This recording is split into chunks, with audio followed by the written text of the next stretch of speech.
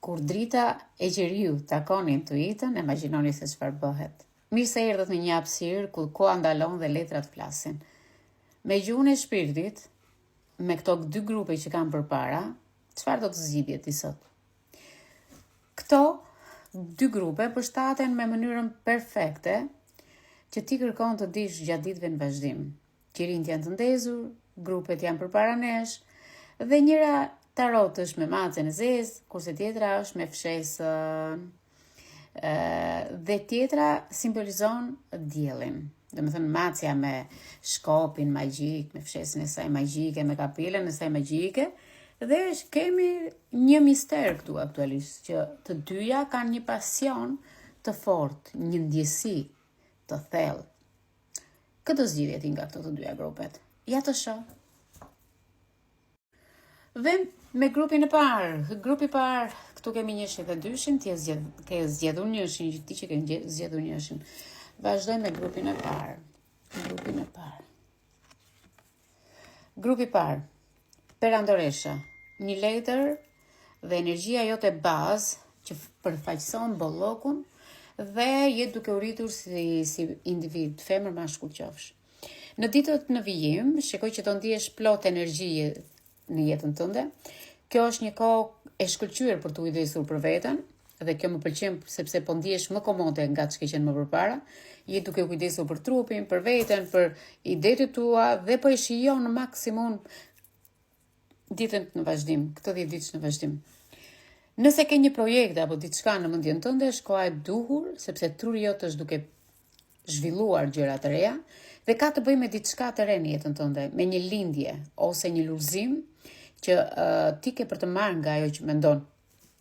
Uroj që ti me këtë letrën e dytë, sepse dhjeta e kupës më tregon një energji lumturie, harmoni në familje dhe paqe, shikoj që këto 10 ditë do jem pak më të qeta në marrëdhëniet tuaja me njerëzit e dashur, me bashkëshorten, familjen, me miqtë tu të ngushtë apo me njerëzit që ke përreth. Çdo konflikt që ke pasur në jetën tënde, shikoj që sikur këtë moment ka pushuar dhe gjen vendin mirëkuptimin. Sepse këtu shikojmë një letër me 10 kupat ku ka një atmosferë pikniku ose një festë, të varet disa çaste të lumtura, disa çaste të gëzuara dhe ndihesh plotësisht i dashuruar, i dashuruar. Letra e tretë të shohim 6 monedat, financat. Në ditët në vijim të shikoj që kërkoni mbështetje, kërkoni të japësh dhe të marrësh, por në aspektin e këtyre dy letrave, unë do të thosha, ose në aspektin financiar, shikoj që do ketë një të ardhur të mirë financiare. Nëse ke pasur ndihmë nga një person në të shkuarën, i ke dhënë borxha diçka të tillë, shikoj që borxhi po të kthehet. Nga ana tjetër, shikoj që mund të jeni ju ata që doni të jeni në një pozicion për të ndihmuar dikë, dhe këto janë burimet e tua të ardhurave. Por gjithashtu, çfarë do të sjellë kjo energji mendore? Me sa shikoj me këto të treja letrat për 10 ditëshin e qershorit, shikoj që është një bekim i vërtet. Grupi 1. Jeni në një fazë ku po trajtoni mirë veten tuaj dhe kemi një bollok të perandoreshës. Lumturia shpirtërore me 10 kupat dhe ekuilibri material me 6-ën e monedhës. Duhet të japësh dhe të marrësh njësoj. Por nga ana tjetër, do t'u jap dhe një këshill ju grupi 1. Okej? Ndaç pranoni, ndaç mos e pranoni. Shijoje momentin dhe pranoje dashurinë dhe ndihmën që të ofrohet dhe mos ki frikë. Mos hezito, sepse mirësia ndahet edhe me të tjerët. Kushdo qoftë ai. Të përshëndes grupi 1. Vem te grupi 2, të shohim çfarë do na sjell grupi 2. Grupi 2. Grupi 2, me sa shikojmë që këtu kalojmë nga qetësia që ishim te grupi 1 në një veprim shumë të shpejt. Fillime dhe lajme të reja, me sa shikoj këtu, kjo letër qëndron pak në mundësi të re, por akoma asnjë gjë për momentin. Shikoj që ke një lajm në vazhdimsi, por do kapesh nga idetë tua që lidhen në lidhje me punën, me parat ose me shëndetin. Ju që jeni duke studiuar apo keni një situatë që prisni një përgjigje, kjo letër të këshillon të ishe fokusuar dhe hapur në bisedë për të mësuar akoma diçka që ke nevojë, okay? Letra e dytë e drejtësisë. Drejtësia e vërteta dhe ekuilibri. Ti kërkon këtë moment ose drejtësia kërkon që ti të vendosësh gjërat në vendin e tyre. Në ditët në vazhdim, në 10 ditë në vazhdim, do të marrësh një vendim shumë racional, duke lënë mënjan emocionet. Nëse ke pasur një çështje të hapur ligjore, zyrtare ose një sqarim me dikë, ose në fakt kjo tregon që ti do dalësh në dritë. E vërteta do dalë, çdo gjë do shkojë ashtu siç e meritojnë. Sepse karma është në veprim. Okay, karma është në veprim. Grupi 2. Grupi 2, shikoni këtu, kalor si shpatës, komunikimi shpejt, i prerë.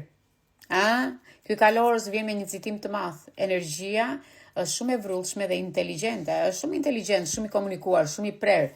Dhe në ditën e vazhdim shikoj që grupi 2 do ketë një bisedë shumë të thellë, shumë direkte dhe një debat që do t'i thoni gjëra troç ashtu siç i mendoni.